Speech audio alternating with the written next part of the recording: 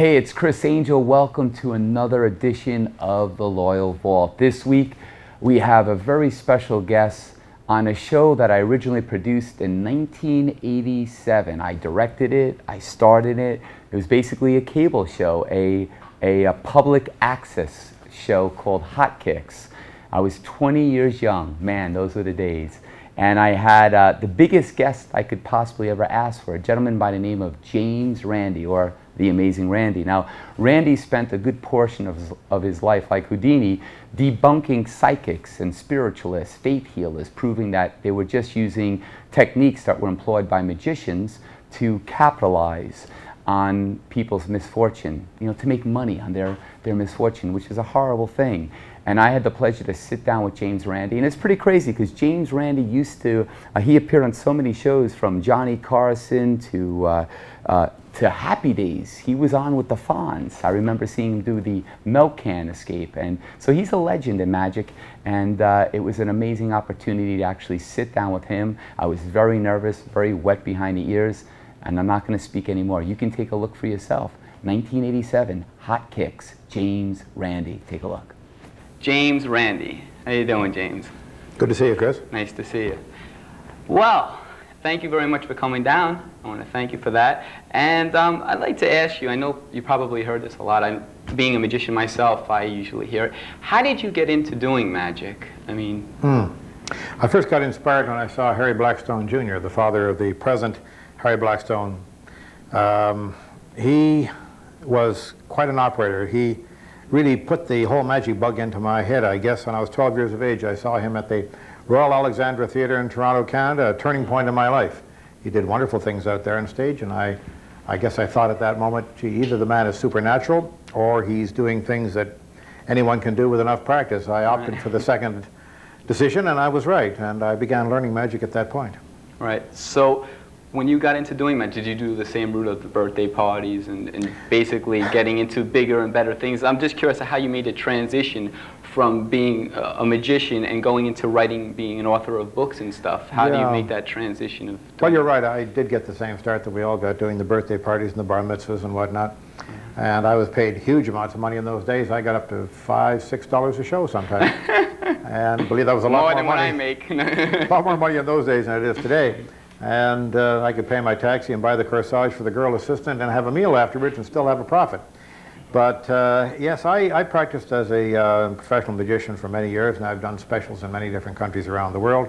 But about 10, 12 years ago, I got very seriously concerned with the fact that the public, by and large, is not well enough informed, I believe, about paranormal and occult claims, everything from astrology to spoon bending and reading minds and that sort of thing, which can be very entertaining when presented as an entertainment, but when it's presented by professional psychics who say they really have these powers, I don't really angered by it, but I think that it ill-equips the public to handle a real world. Right. And recently, in recent years, I've been very much involved in investigating the so-called faith healers. Right. You wrote a book on Uri Geller, if I'm correct? The first book I wrote was on Uri Geller. It was called The Truth About Uri Geller, and that has sold rather well, but since Geller is of no longer any importance to us, perhaps due to my book, I'm not too sure, there isn't very much interest, and he's not really known to my lecture audiences, and I make a great deal of my income these days from lectures on this very subject. I then wrote a book called Flim Flam, and Flim Flam is in its... we can plug that real quick. Yes, why not? It's in its fifth printing right now, and Flim Flam has been very successful for me. It handles everything from UFOs through the Bermuda Triangle and all the way down. But I got interested in it because I have that particular expertise that both of us have as magicians. Right. We know when we're being fooled, and we know how people get fooled. And I think you might agree with me, people fool themselves more than the performer actually fools them. Yes. They allow themselves to be fooled. And hopefully are being entertained while that's happening. They don't want to be necessarily feeling kind of belittled in a sense that those They're not too critical, but they carry that kind of thinking over into such fields as faith healing, and they allow themselves to be talked into believing that they really can be healed at these religious services.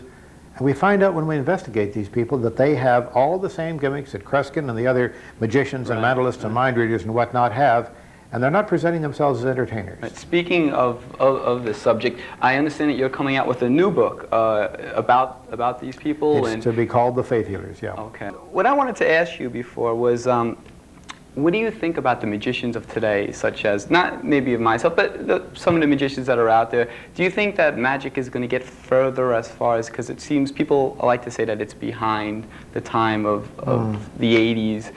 And I was wondering what you feel about the magicians of today. Do you feel strongly, or do you like Criss, what they're doing, or no? Yeah, I like what they're doing. I will be quite frank with you.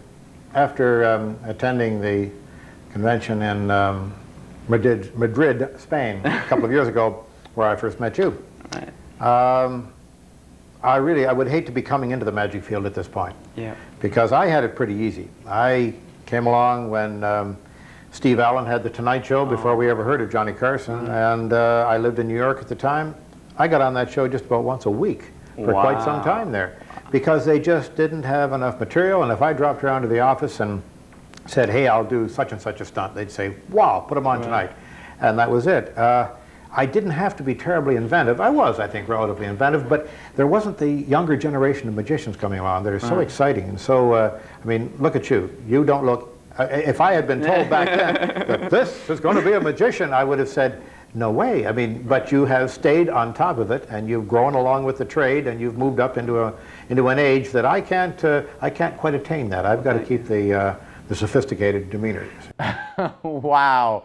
You like the hair, the look. Man, oh man, how embarrassing. 20 years young. But James Randi predicted it. I think he's actually psychic. He said that I was the future of magic. So James, be careful what you say next, because it probably will come true. Thanks so much for watching this week's episode of Loyal Vault. We'll see you next week. Keep dreaming, living your dreams, and God bless you. Take care.